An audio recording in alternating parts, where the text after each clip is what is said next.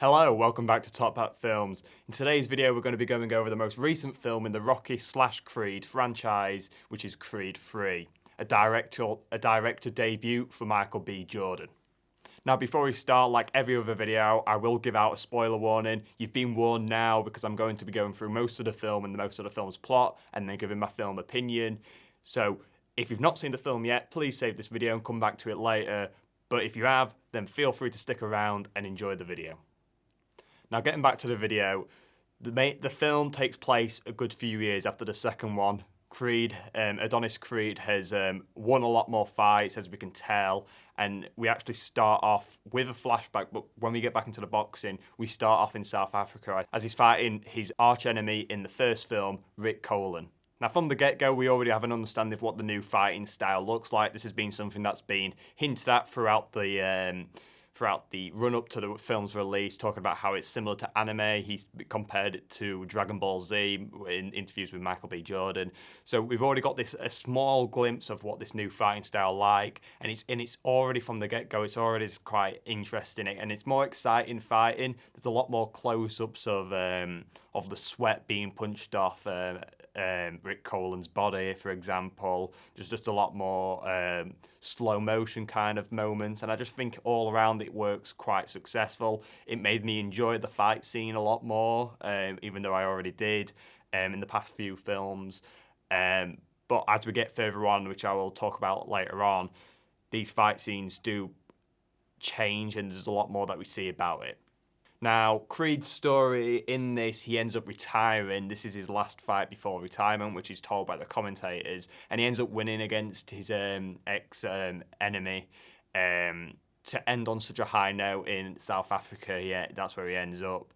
And this film kind of takes place looking at it's very similar to Rocky 3, how that runs out, how he's chosen to retire on a high note, and he's kind of adapting to this life of retirement, and this is kind of a process we see Adonis go through.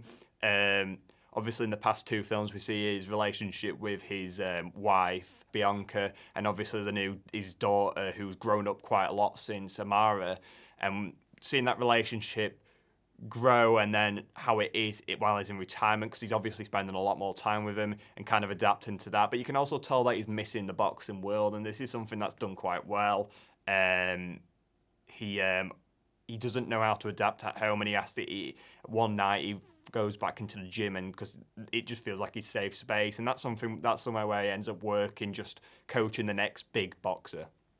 Now, what's interesting about the gym is that in the first two films there's a mural on the wall of his father, Apollo Creed, and now that's been redone, and it's got an edition of Adonis Creed on the side, which is a very nice touch. I think that's a nice little nod to his father and the Rocky films as it is. Now, as mentioned, the film actually starts off with a flashback of Adonis Creed and his good friend Damien as they were kids. It's clear that the relationship between Adonis and Damien's kind of one that's covered up and not really respected by his mother, just from the fact that he sneaks out of his house to go and hang out with him. The two end up going to a boxing event where they basically bet money because they know Damien's very strong in terms of boxing.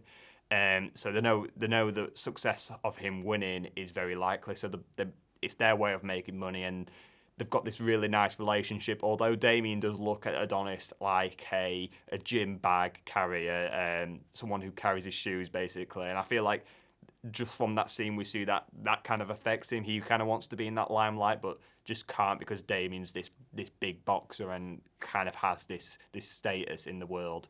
Now, the flashback ends abruptly on the two going to a shop and Adonis getting out to go get Damien and himself some stuff from the shop.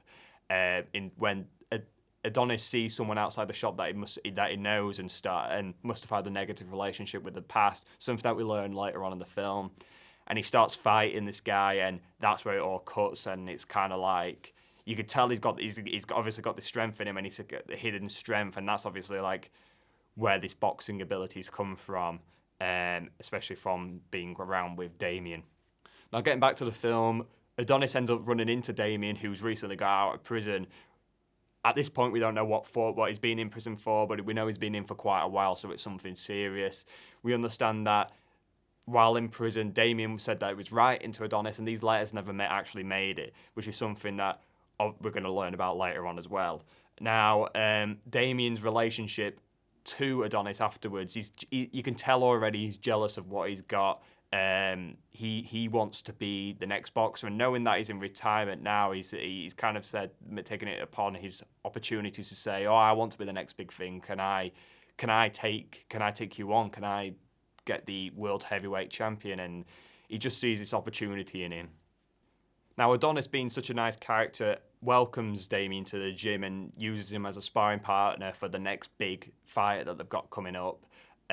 This is where Damien uses his strength and his ability to kind of win this sparring match, which shouldn't be the case, and he goes quite aggressive, which turns everyone on the gym, apart from Adonis, against him. Now this kind of starts the downfall that we see in Damien. We can see this aggression in him, and it's just this bad kind of relationship that starts to form. Now, during a party, what the next big boxer's opponent, Victor Drago, ends up getting into a fight, which results in him having to pull out this boxing event, which leaves this position available. While they're talking about who they could replace him with, they think Damien's a good opponent, as he did beat him in the sparring, so it'd be a good match.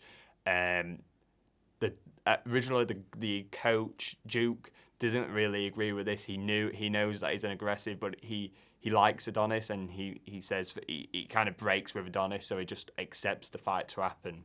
Now, during this fight, it kind of goes down that the events in Rocky III, where Apollo Creed fights Victor Drago for the first time. Although this new fighter doesn't actually die in it, he does get badly injured, and this kind of starts the bad relationship between Adonis and Damien. As Damien's now got this new title, his ego started to build, and he's kind of turned on everyone that was opening up to him. And there's a scene on the beach where they're kind of confronting each other, arguing about how this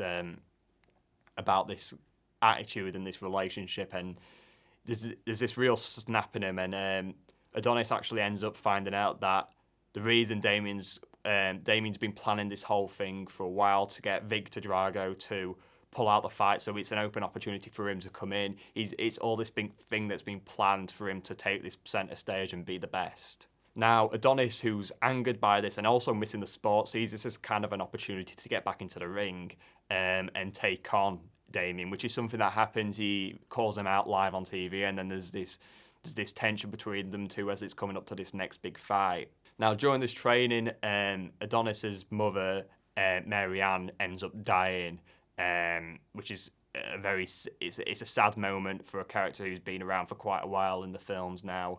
You could tell it's really affected the family, but in a way, it kind of pushes Adonis to win for her. And there's always someone to win for in these films, and I think that's the person for this. It's usually himself, but I also think that it's for this Mary Ann, this mother that used to be around and would always watch his fights. And she also has this negative relationship with Damien as well, as we saw from the flashbacks. So it's kind of it's this understanding that they're all against him, and this is what's meant to happen. He's meant to win for her. Now, during the fight scene, as I mentioned, the fights in this film is done very differently. There's a certain round in this fight where it does take on this anime style quite interestingly, as the whole arena basically turns into this blacked out setting, and the two are fighting through different moments, like metaphors for each other's lives, pushing someone into prison bars, pushing someone away, and all this different stuff. Now, during the intense fight, Adonis ends up winning and taking his title back in a big comeback, which kind of shows that he might be coming back to the sport, returning, or either just coming into the sport to end Damien's ego. Now, the film doesn't end with the two being on negative terms. They actually do make up with each other, and like I said, it kind of knocks his ego back, Damien's ego back, and he kind of understands that he was being this poorly attitude character, and it's something that they kind of work on, and there's a future with Damien. I think that's a very important thing. He is a strong fighter in the film, and I think there's this future with him because he's not really this bad guy that's been left in the dust, just like Victor Drago as we see him in this third film. Now, throughout the film, there's this character being built up, which is the daughter Amara, who's clearly aspiring to be a boxer. She keeps trying to watch her father's past fights and learning. She's interested by being at the gym and learning all the equipment at the gym. And she actually gets into a fight at school, which alerts the parents that this is something that they have to be wary of. Bianca's kind of startled by this. She doesn't really want it to happen because she doesn't want to lose someone because she knows how dangerous the sport is. But Adonis is kind of happy. You could tell he's happy about it.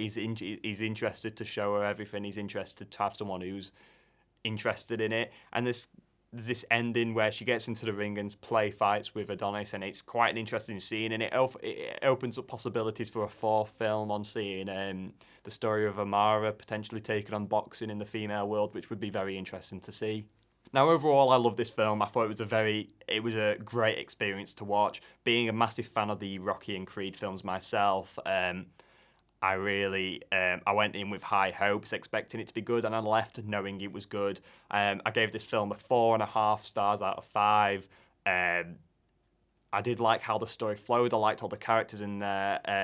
The fight scenes were probably the best part about the film, which should be the case because it's a boxing film.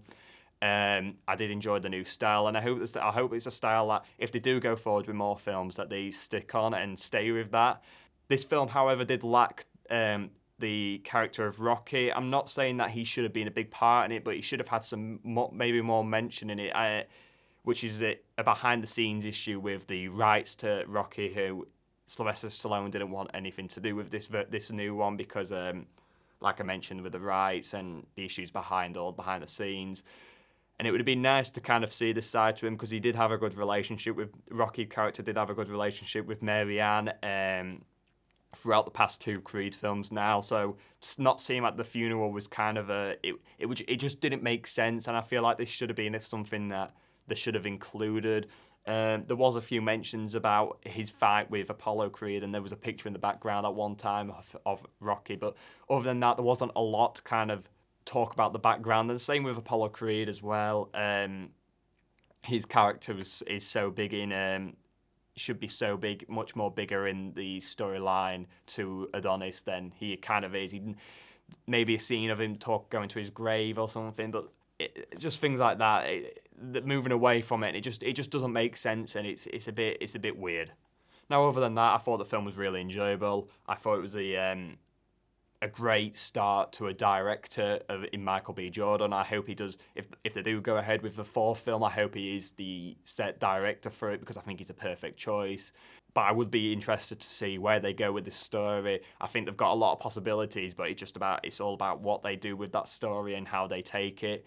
And hopefully they can kind of sort this stuff behind the scenes and possibly get Rocky in for the 4th one just to be nice, just to have this kind of like good nostalgia back, because I think it would be interesting to see. Other than that, I thought the acting in Jonathan Majors, another amazing performance by him. I've just seen him in Ant-Man only a couple of weeks ago now, and seen him in this film. He's got a promising career ahead of him, and I think him and Michael B. Jordan bounce off each other really well. Now, if you did like this video, please feel free to like and subscribe, and also check out my socials, which I've now made a TikTok account in which I give additional film opinions where I rank films and do different other film opinions over on there. Feel free to check them out on Top Hat Films, and also feel free to leave your reviews on the film in the comments below as well. I'll be interested to see what you all think. I've been Top Hat Films. Goodbye.